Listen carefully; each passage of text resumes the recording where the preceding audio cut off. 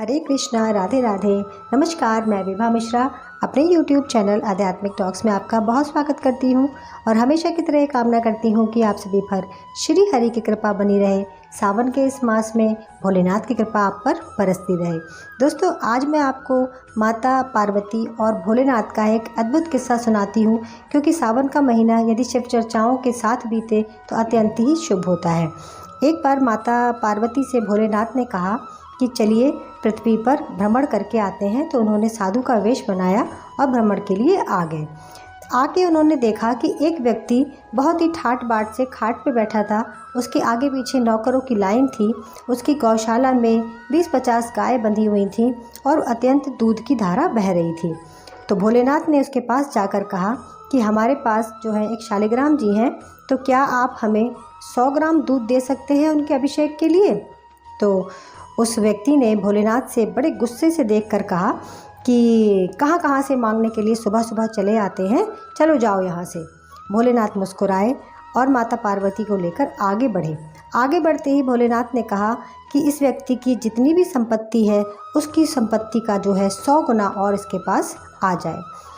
तो माता पार्वती ने बड़े आश्चर्यचकित होकर भोलेनाथ की तरफ देखा और कहा कि इनको औघड़दानी ऐसे ही नहीं कहा जाता।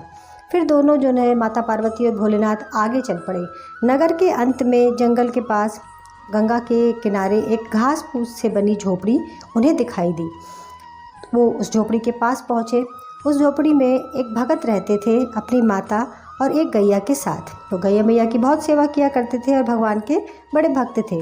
उन्होंने दूर से एक साधु महात्मा को आते हुए देखा तो उनको भोलेनाथ और माता पार्वती को दंडवत प्रणाम किया, आसन दिया और उन्हें वहाँ अपने झोपड़ी में बिठाया और कहा कि प्रभु, मेरे पास तो सिर्फ थोड़ा ही दूध है, इसका आप जो है इसको ग्रहण कीजिए। भोलेनाथ ने उनका दूध लिया, पिया। उसके बाद झोपड़ी से बाहर निकले और आगे बढ़े। आगे बढ़ते ही भोलेनाथ ने कहा कि इस भगत की गैया मैया का मरण कर दिया जाए, हरण कर लिया जाए, वो मर जाए।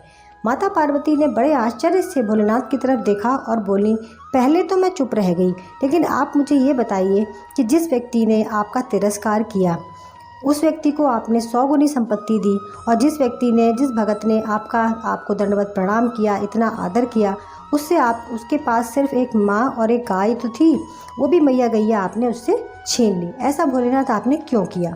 तो भोलेनाथ ने मुस्कुराकर माता पार्वती से कहा कि जिस व्यक्ति के पास इतना धन और सब कुछ था, उसने जो है मुझे साधु वेश में देखकर मेरा किस प्रकार से तिरस्कार किया।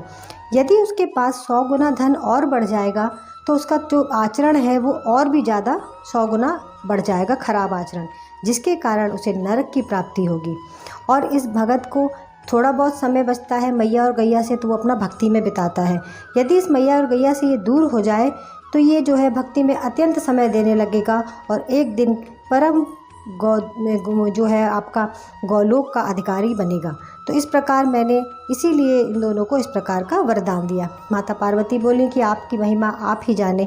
दोस्तों, भोलेनाथ ने हम सभी को ये ज्ञान दिया है। इस किस्से से, इस कहानी, इस कथा से हमें ये ज्ञान मिलता है कि हम हमेशा अपने जीवन की स्थिति को सुधारने में लगे रहते हैं, लेकिन क्या हम ये जानते हैं कि हमें कितना धन चाहिए कि हम तृप्त हो जाएं। इसकी कोई सीमा नहीं होती और हम अपने जिस आचरण पे हमें चलना चाहिए भक्ति मार्ग पे, हम उसको भूल जाते हैं। तो हम इसकी परवाह ना करके जो भी भगवान ने हमें दिया है, जिस परिस्थिति में हमें रखा है, हम उसे स्वीकार करें, भोलेनाथ की कृपा समझें और अपने भक्ति मार्ग के आचरण पर चलें। अपने बच्चों को, अपने परिवार को भी उसी आचरण पर चलाएं। दोस्तों, अगर किस्सा और ये कथा आपको पसंद आई तो प्लीज़ चैनल को सब्सक्राइब कीजिए और कमेंट में हमेशा की तरह राधे राधे लिखना बिल्कुल भी मत भूलिए। धन्यवाद।